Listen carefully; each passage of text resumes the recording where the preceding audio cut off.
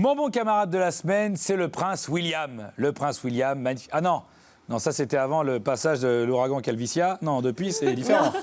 Beaucoup. Ah là, c'est beaucoup moins glamour. Hein. Et oui, désolé, on n'a pas tous votre chance, Thierry, ni celle de Bruce Willis. On n'est pas tous égaux face à la boule à zéro. Surtout que lui, elle est à 0,5. Il a tenté de garder des trucs pour faire illusion. Ça marche pas super. Il s'est laissé pousser les dents, il a perdu les cheveux. On n'a pas très bien compris. Il voulait ressembler à son père. On sait pas. Bref, alors on se dit, ah ça y est.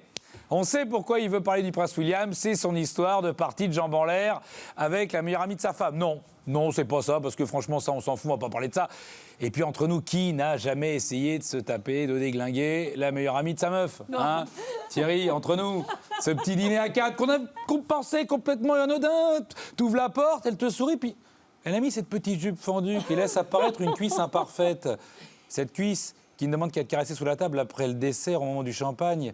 Cette cuisse qui un peu s'écarte et montre au doigt le chemin qui amène au plaisir. Ce chemin escarpé, un petit peu humide. Pardon, excusez-moi. C'est pas du tout ça que je voulais dire, justement. C'est pas de ça qu'on va parler. On va parler d'autre chose parce que le prince William, il a failli devenir, lui... Et ouais, un agent du MI6. Alors le MI6, c'est pas une chaîne de télé qui a tout misé sur le glamour d'Ophélie Meunier ou de David Ginola, ou qui fait les émissions sur la cuisine. Non, non, le MI6, c'est le nom des services secrets britanniques. MI6. Et il a... Pardon MI6 MI6, voilà, elle parle très... Moi, je parle pas anglais, désolé. Hein. Et donc, le MI6, donc, il a fait pendant 3 semaines un stage comme agent au service secret de Sa Majesté. Enfin, au service secret de sa mémé, hein, lui.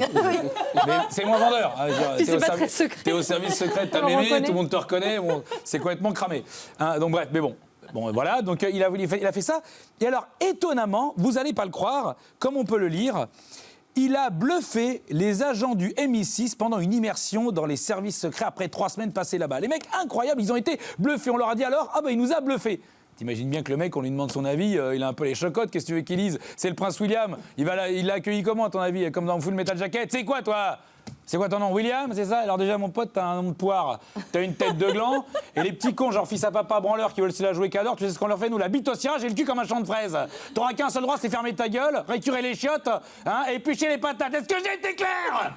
Non, c'est pas comme ça que ça s'est passé, c'était beaucoup plus cool, puisque le chef de l'antiterrorisme, il a déclaré « Son Altesse Royale a posé des questions pointues et a démontré une réelle compréhension de notre mission ». Alors déjà, le mec qui commence sa phrase par Son Altesse Royale, tu te doutes bien que la fin, on la connaît, il va pas dire « Son Altesse Royale était une véritable tanche ». Non.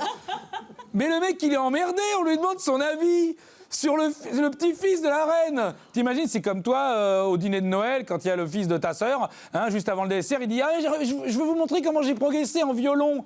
Toi, ça fait 1 heure que t'en as plein le cul du repas. Franchement, tu vas enchaîner la bûche, tu vas rentrer chez toi avant d'avoir une crise de foie. Mais non, l'autre, il se prend pour Rostropovitch.